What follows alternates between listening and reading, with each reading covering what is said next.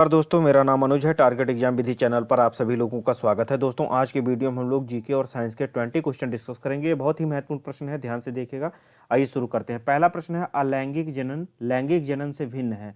अलैंगिक प्रजनन में क्या भिन्नता होती है?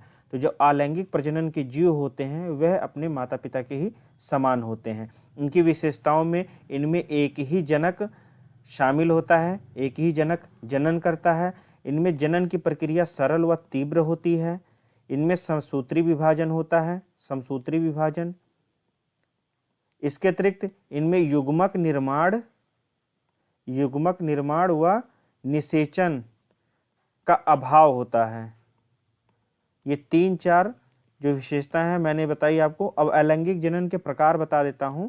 अलैंगिक जनन के प्रकार में विखंडन हो गया आपका, विखंडन, मुकुलन, कायिक प्रवर्धन। जैसे आलू को काट करके हम लोग बोते हैं तो आलू ही जो है बनती है, तो काया उसकी निकाली जाती है, तो कायिक प्रवर्धन का उदाहरण होता है बीजाणु निर्माण या अनिषेक जनन। ये कुछ प्रकार हैं दोस्तों अलैंगिक जनन के। दूसरा प्रश्न है, जब प्रकाश की एक किरण एक सघन माध्यम से विरल माध्यम में यात्रा करती है तो यह किस दिशा में मुड़ती है या किस दिशा में जाती है? तो ऑप्शन आपका दोस्तों बी वाला सही होगा। अभिलंब से दूर जाती है और इसकी गति बढ़ जाती है। जब कोई प्रकाश की किरण सघन से विरल में प्रवेश करेगी तो यह अभिलंब से दूर जाएगी, अभिलंब से दूर जाएगी और गति इसकी तेज हो जाएगी। और यदि वही प्रकाश की किरण विरल माध्यम से सघन माध्यम में जाती है तो इसका उल्टा होता है, अर्थात यह अभिलंब के पास जाएगी और गति धीमी हो जाएगी।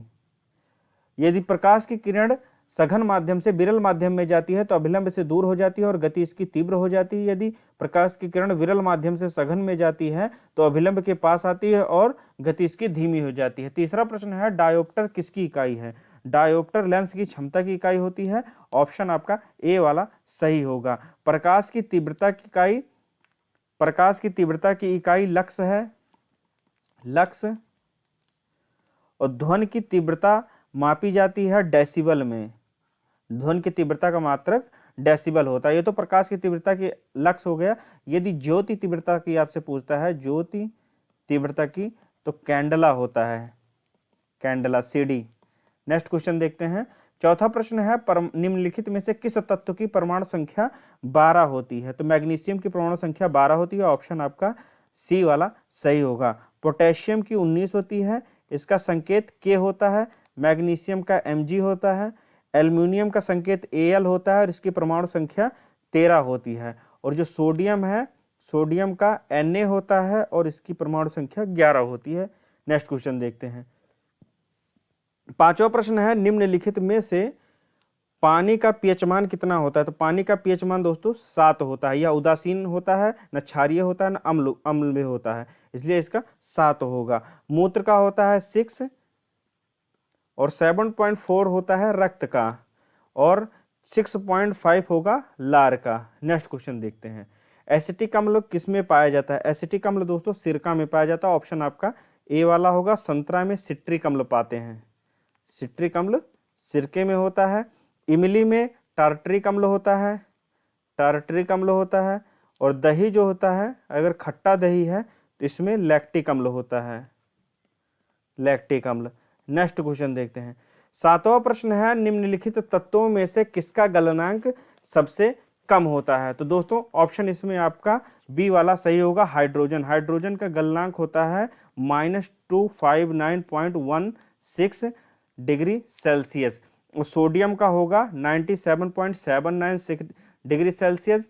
टिन का होता है 231.93 डिग्री सेल्सियस। कार्बन का होता है दोस्तों 3580 डिग्री सेल्सियस। तो इसमें जो सबसे है ये माइनस में होता है, तो 259.16 डिग्री सेल्सियस होता है, इसलिए जो है इसका सबसे कम होगा। और इसमें सबसे सर्वाधिक जो गलनांक होगा वह कार्बन का होगा 3580 डिग्री सेल्सियस। नेक्स्ट क्वेश्चन देखते हैं। जठराग्नि पाचन प्रभावी ढंग से किसमें होता है? तो जठराग्नि पाचन सर्वाधिक अम्लीय में होता है, अम्लीय माध्यम में सबसे प्रभावी ढंग में होता है। ऑप्शन आपका ए वाला सही होगा। 9वां प्रश्न है, सभी मादक पेय पदार्थों में कौन सा सक्रिय तत्व होता है? जो है मादक पदार्थ होते हैं जैसे शराब वगैरह होती है, उनमें एथेनॉल मिलाया जाता है। ऑप्शन आपका बी वाला सही होगा। इसका सूत्र होता है CH3 और CH2OH। एथेनॉल का सूत्र होता है CH3 CH2OH। नेक्स्ट क्वेश्चन, भूमध्य सागर का द्वार किसे कहा जाता है? दोस्तों भूमध्य सागर का द्वार कहते हैं जिब्राल्टर को। ऑप्शन आपका डी वाला सही होगा। जापान को कहते हैं सूर्योदय का देश, सूर्योदय का देश, सूर्य। और भूटान को कहते हैं the land of thunder bolt.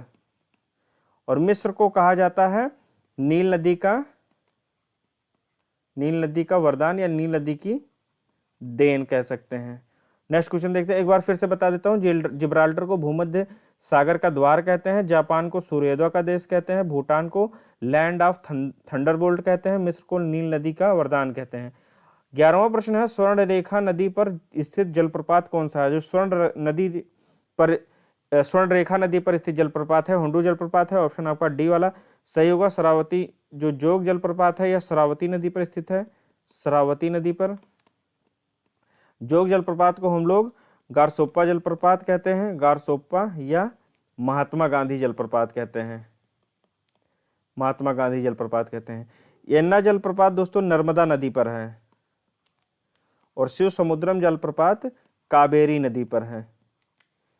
12वां प्रश्न है, निर्वाचन संबंधी प्रावधान किस भाग में वर्णित है? तो निर्वाचन संबंधी प्रावधान भाग 15 में वर्णित है, भाग 18 में आपात संबंधी उपबंध है, भाग 17 में राजभाषा संबंधित उपबंध वर्णित है और भाग 4 में नीति निदेशक तत्वों का वर्णन किया गया है, नीति निदेशक तत्वों का वर्णन किया गया है। वहीं भाग 4 के का में मौलिक कर्तव्यों का प्रावधान है, मौलिक कर्तव्यों का प्रावधान किया गया है। नेक्स्ट क्वेश्चन है आपका 13वां, आपातकाल के प्रवर्तन के दौरान राष्ट्रपति को मौलिक अधिकार संबंधी शक्तियां किस देश से प्रेरित हैं? तो ऑप्शन आपका दोस्तों इसमें सही हो जाएगा जर्मनी, जर्मनी नीचे होगा। जब आपातकाल लगा होता है तो मौलिक अधिकारों को हटाना है, लगाना है, इसकी शक्ति राष्ट्रपति के पास होती है। प्रावधान हमने जर्मनी से लिया है। ऑप्शन आपका डी वाला सही होगा। एक एक पॉइंट में इन सब में ऑप्शंस में बता देता हूं। जैसे ब्रिटेन से संसदात्मक शासन प्रणाली ब्रिटेन से ली गई है। रूस से हमने लिया है मौलिक कर्तव्य आप लोगों को पता होगा कि मौलिक मूल संविधान में नहीं थे। फिर उसके बाद में जो है 42वां संविधान संशोधन आया था 1976 में, उसमें 10 मौलिक कर्तव्य जोड़े गए थे। उसके बाद 86वां संविधान संशोधन आया था 2002 में, उसमें 11वां मौलिक कर्तव्य जोड़ा गया था। इस समय वर्तमान में जो भारतीय संविधान का भाग 4 का है उसके अंतर्गत अनुच्छेद 51 का में मौलिक कर्तव्यों का वर्णन किया गया है। यह स्वर्ण सिंह समिति की सिफारिश पर लागू किया गया था।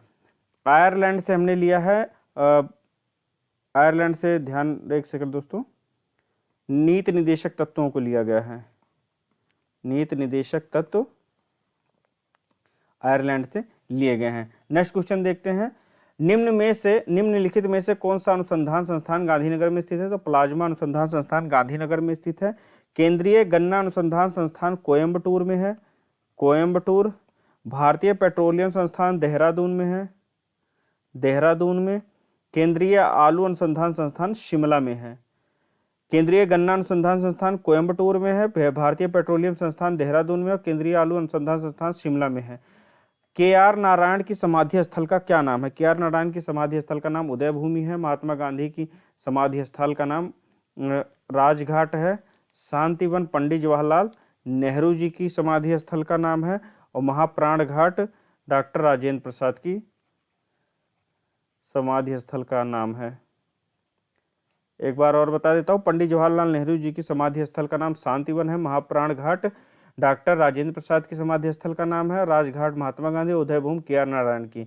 वार एंड पीस किसकी पुस्तक है? War and piece Leo Tolstoy की पुस्तक का नाम है। ऑप्शन आपका डी वाला सही होगा। रिचर्ड निक्सन की पुस्तक का नाम है लीडर्स। प्लेटो की पुस्तक का नाम है रिपब्लिक, रिपब्लिक। और अरस्तु की पुस्तक का नाम है पॉलिटिक्स। फिराक गोरखपुरी को किस वर्ष ज्ञानपीठ पुरस्कार दिया गया था? तो फिराक गोरखपुरी को, यहाँ पर ऑप्शन आपका डी वाला सही होगा, 1969 में। 1969 में फिराक गोरखपुरी को इनकी रचना गुल ए नगमा, जो कि उर्दू में थी, यह उर्दू का पहला ज्ञानपीठ पुरस्कार था, पहला ज्ञानपीठ पुरस्कार था। 1965 में जी शंकर कुरूप को इनकी रचना जो कि मलयालम में आई थी, मलयालम भाषा में थी, ओडा कुजाई के लिए ज्ञानपीठ पुरस्कार 1955 में जी शंकर कुरूप को मलयालम भाषा में ओडा कुजाई रचना के लिए मिला था। 1966 में तारा शंकर उपाध्याय को ज्ञानपीठ पुरस्कार से नवाजा गया था। तारा शंकर बंदोपाध्याय को 1966 में ज्ञानपीठ पुरस्कार मिला था। इन्होंने गढ़ देवता रचना की थी, गढ़ देवता की, और यह बांग्ला भाषा में थी। यह भी प्रथम बांग्ला भाषी का था, यह प्रथम मलयालम भाषा का था। और 1978 में चिदम्बरा जो कि हिंदी भाषा की रचना थी, प्रथम हिंदी भाषा का ज्ञानपीठ पुरस्कार सुमित्रा नंदन पंत को मिला था। यहां मैं लिख देता हूं, सुमित्रा नंदन पंत। 1968 में सुमित्रा नंदन पंत को हिंदी की रचना चिदम्बरा के लिए ज्ञानपीठ पुरस्कार से नवाजा गया था। 18वां प्रश्न है, महाराजा सवाई जय सिंह द्वितीय द्वारा नाहरगढ़ के किले का निर्माण कब कराया गया था? तो इन्होंने इस किले का निर्माण 1734 में कराया था। ऑप्शन आपका डी वाला सही होगा। यह जयपुर में स्थित है, नाहरगढ़ जिले में स्थित है, जयपुर में। नेक्स्ट क्वेश्चन पर देखते हैं। 19वां प्रश्न है, कौन सी टेक्टोनिक प्लेट दक्षिण अमेरिका और प्रशांत महासागर ये प्लेट को बीच स्थित है? तो जो नजका प्लेट है, नजका टेक्टोनिक प्लेट, यह दक्षिण अमेरिका और प्रशांत महासागरीय प्लेट के मध्य स्थित है। ऑप्शन डी वाला सही है इसमें। गोल्डन फाइबर क्रांति किससे संबंधित है? तो यह जूट उत्पादन से संबंधित है। ऑप्शन आपका डी वाला सही होगा। चमड़ा और कोको उत्पादन से संबंधित आपकी ब्राउन क्रांति है, ब्राउन क्रांति या भूरी क्रांति जिसे कहते हैं। कपास से दोस्तों सिल्वर फाइबर क्रांति है,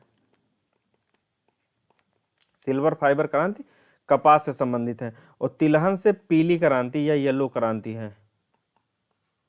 एक बार और देख लेते हैं। सिल्वर फाइबर क्रांति कपास उत्पादन से संबंधित है, चमड़ा कोको उत्पादन से ब्राउन क्रांति संबंधित है, पीली क्रांति से संबंधित तिलहन उत्पादन है, और जूट उत्पादन से संबंधित गोल्डन फाइबर क्रांति है। तो दोस्तों ये थे 20 प्रश्न जीके और साइंस के। मुझे आशा है कि आपके एग्जाम में ये आपके लिए मददगार साबित होंगे। मिलते हैं अगले वीडियो में, तब तक के लिए नमस्कार।